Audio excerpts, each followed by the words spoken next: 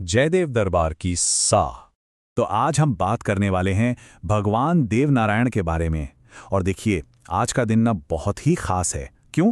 क्योंकि आज उनका 1114वां अवतरण दिवस मनाया जा रहा है। तो चलिए साथ मिलकर उनकी इस दिव्य कथा की गहराइयों में उतरते हैं। तो सबसे पहले ये सवाल आता है कि आखिर भगवान देवनारायण थे कौन? असल में उन्हें भगवान विष्णु का ही अवतार माना जाता है। उनका जन्म हुआ था राजस्थान की वीरभूमि पर भीलवाड़ा जिले के आसिंध क्षेत्र में, और वो एक बगड़ावत गुर्जर परिवार से थे। अगर उनके परिवार की बात करें तो उनके पिता का नाम था सवाई भोज और माता का नाम था सेठू माता।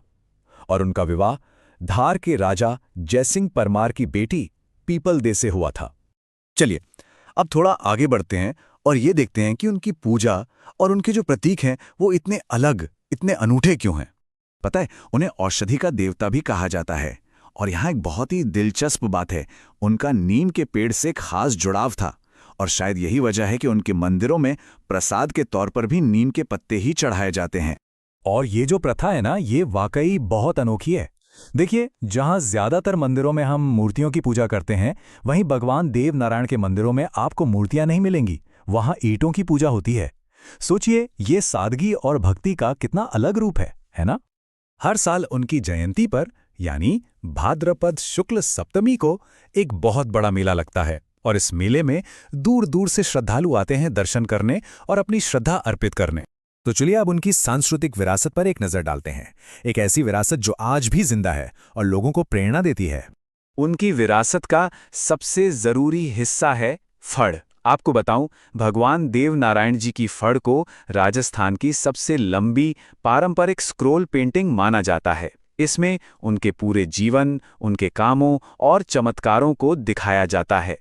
और इस फड़ को सुनाने का तरीका भी एक पूरी कला है। इसे गुर्जर भोपे, जो पुजारी होते हैं, वो सुनाते हैं जंतर नाम के एक म्यूजिकल इंस्ट्रूमेंट के साथ, और साथ में पारंपरिक गायन भी होता है। मतलब एक तरह से ये एक लाइव परफॉर्मेंस होती है।